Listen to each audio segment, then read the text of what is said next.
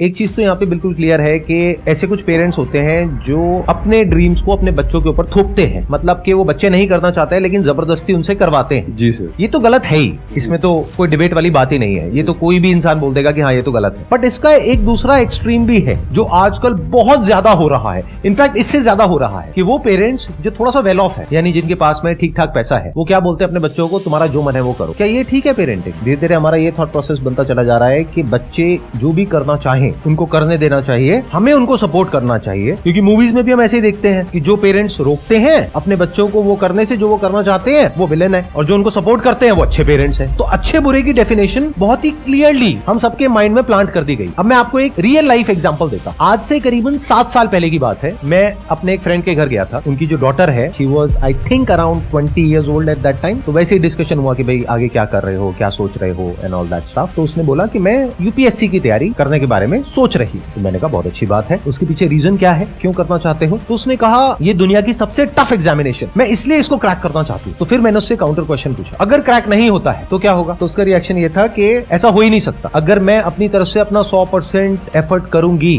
अपनी तरफ से पूरी मेहनत करूंगी, जो इंडिया का बेस्ट कोचिंग इंस्टीट्यूट है वहां से कोचिंग लूंगी और उसके हिसाब से एक्ट करूंगी, और अपनी तैयारी में अगर कोई कमी नहीं होगी तो क्यों नहीं होगा? मैंने कहा लेकिन फिर भी मान लेते हैं एक बार को कि तुम्हारा नहीं होता किसी भी वजह से, तो क्या? तो एक बार और ट्राई कर लूंगी। मैंने कहा फिर भी नहीं होता तो तीसरा अटेम्प्ट, चौथा अटेम्प्ट, लेकिन मैं करके रहूंगी। तो उधर से उसके फादर ने मुझे रोक दिया, कहते यार बस अब और मत बोलो, डिमोटिवेट मत करो बच्ची को, उसका मन है ना, करने दो ना, क्या हो गया, कोचिंग में 20-30 लाख रुपए लग जाएंगे, अरे कोई बात नहीं, भगवान का दिया बहुत है हमारे पास, कोई फर्क नहीं पड़ता, करने दो। कल को ये बच्ची ये ना बोल दे आगे जाकर के कि मैं कुछ करना चाहती थी और मेरे पेरेंट्स ने मुझे करने नहीं दिया। मैंने कहा कि मेरे को जहां तक ये सिचुएशन समझ आई है, मेरे हिसाब से इसको नहीं करना चाहिए, बाकी आप लोगों की मर्जी। तो उन्होंने ध्यान नहीं दिया, क्योंकि पेरेंट्स को कोई फर्क पड़ नहीं रहा था, जिसको हम अच्छी पेरेंटिंग समझते हैं। क्या होता है ना, आज की डेट में जो पेरेंट्स हैं वो सब बहुत बिजी हैं अपनी लाइफ। वो कैसे कॉम्पेंसेट करते हैं अपने टाइम को पैसे से, कि बच्चे को टाइम तो दे नहीं सकते हैं, पैसा दे देते हैं, खिलौने दिला देते हैं, जो वो कहते हैं वो सारी ख्वाहिशें पूरी कर देते हैं। इससे क्या हुआ, हम अच्छे पेरेंट्स बन गए। ऐसा हो रहा है नहीं हो रहा है? सोसाइटी में ऑब्जर्व कर पा रहे हो आप अपने आसपास में? ये एक बहुत तेजी से चीजें चेंज हो रही हैं। मतलब हो क्या रहा है, पेरेंट्स सपोर्ट के नाम पर इन्वॉल्व ही नहीं हो रहे हैं बच्चों की डिसीजन मेकिंग प्रोसेस में। उनकी क्रिटिकल थिंकिंग को डेवलप नहीं किया जा रहा है। अगर उन बच्चों को कोई और आकर के क्वेश्चन करता है तो उसको रोक दिया जाता है। मैं उधर उससे क्वेश्चन कर रहा था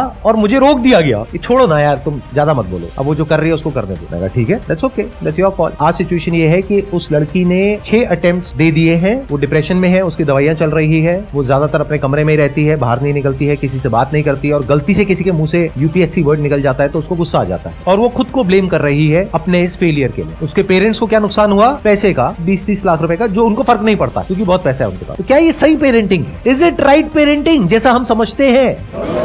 you are saying no now, लेकिन द थिंग इज आपको ये भी समझना पड़ेगा क्यों। देखो, 2 एक्सट्रीम्स हैं। एक एक्सट्रीम है जिसको तो हम बड़े क्लियरली समझ जाते हैं, क्योंकि लाइफ को ब्लैक और व्हाइट की तरह देखते हैं, राइट और रॉन्ग की तरह देखते हैं, और बड़े आसानी से अपने माइंड में 2 कंपार्टमेंट बना देते हैं कि ये सही है, ये गलत है। गलत क्या है कि अपने बच्चों को डोमिनेट करना, उनको फोर्स करना, उनके ऊपर प्रेशर क्रिएट करना, उनसे अपने हिसाब से अपने ड्रीम्स पूरे करवाना, ये सब गलत है। यहां तक तो हमको समझ आता है। तो हमने क्या सोचा, इसका ऑपोजिट सही होगा, जबकि एक्सट्रीम में आप कुछ भी करोगे वो गलत है। जैसे फॉर एग्जाम्पल कि आपने कहीं पे पढ़ लिया कि पानी कम पीना गलत होता है, तो इसका मतलब क्या निकाला हमने, पानी बहुत पीना चाहिए। तो क्या ये सही है? ये अगर एक एक्सट्रीम गलत है तो उसका दूसरा एक्सट्रीम भी गलत है। बट उसको समझने के लिए we need to have critical thinking abilities, जो बहुत सारे लोगों के पास में नहीं होती है, क्योंकि उसकी वजह से हमारी ब्रेन के ऊपर लोड आता है। And nobody wants any kind of load और any kind of complexity in life. तो हम चीजों को ओवर सिंप्लीफाई करके देखते हैं और उसी तरह से एक्ट करते हैं।